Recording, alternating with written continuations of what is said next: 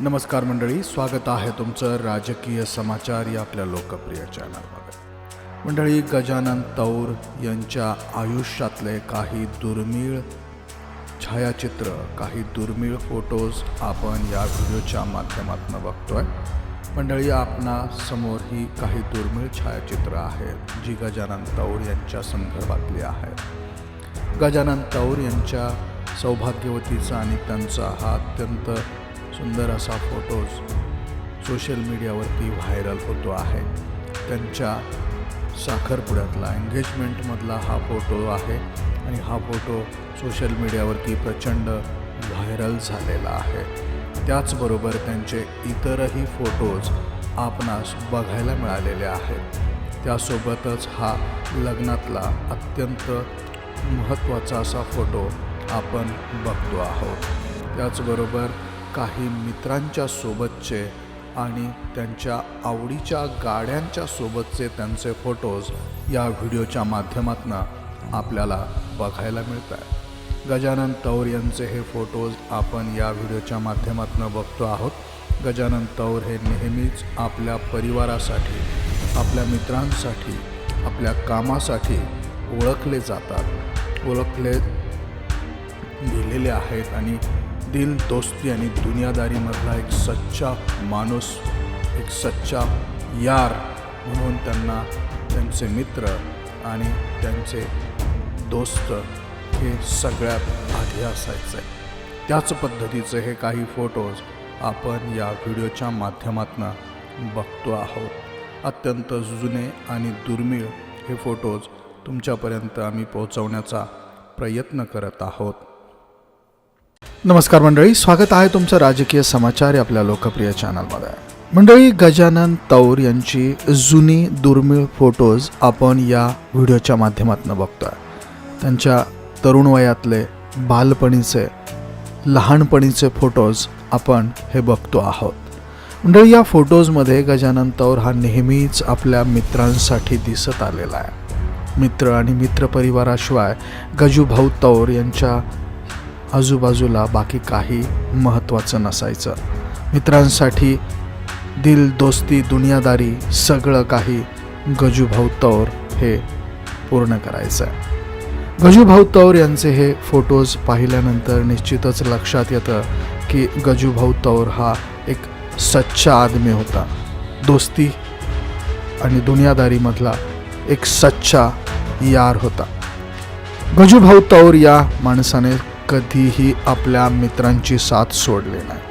मंडळी, हे काही अत्यंत महत्त्वाचे फोटोज आहेत जे गजूभाऊ तौर यांच्या संदर्भाने आज आम्ही तुम्हाला दाखवण्याचा प्रयत्न करतो आहे. गजूभाऊ तौर यांचं ज्यावेळेस लग्न जमलेलं होतं त्या संदर्भातले त्यावेळेसचे काही फोटोज आणि त्या आधीचे त्यांच्या मित्रपरिवाराच्या सोबतचे जुने दुर्मिळ फोटोज हे आपल्यासमोर आहेत. मंडळी, गजूभाऊ तौर यांची हत्या करण्यात आली. या हत्येमागे काय कारणं होती याचा कसून शोध हे पोलीस प्रशासन घेतं आहे. पण या सगळ्या घटनेचा घटनाक्रम कसा झाला तो थोडक्यात आपण जाणून घेण्याचा प्रयत्न करूया. 2 गोळ्या लागल्या तरी देखील आरोपीच्या सोबत भिडला गजानन तौर, गजूभाऊ. गजूभाऊच्या हत्येच्या दिवशी नेमकं काय घडलं?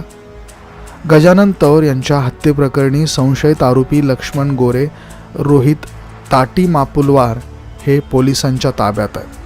त्यांना न्यायालयाने 10 दिवसाची म्हणजेच 22 डिसेंबरपर्यंतची पोलीस कोठडी सुनावलेली आहे. गजानन तौर या तरुणाची गोळ्या झाडून हत्या करण्यात आली. त्याचे मित्र जालन्याहून जवळच असलेल्या पीर कल्याण धरणावर गेले होते. धरणाहून परत येत असताना सुमारे 1:30 वाजता जालना शहरातील मंठा चौफुली परिसरात एका मेडिकल समोर गेल्यानंतर तौर यांची गाडी थांबली.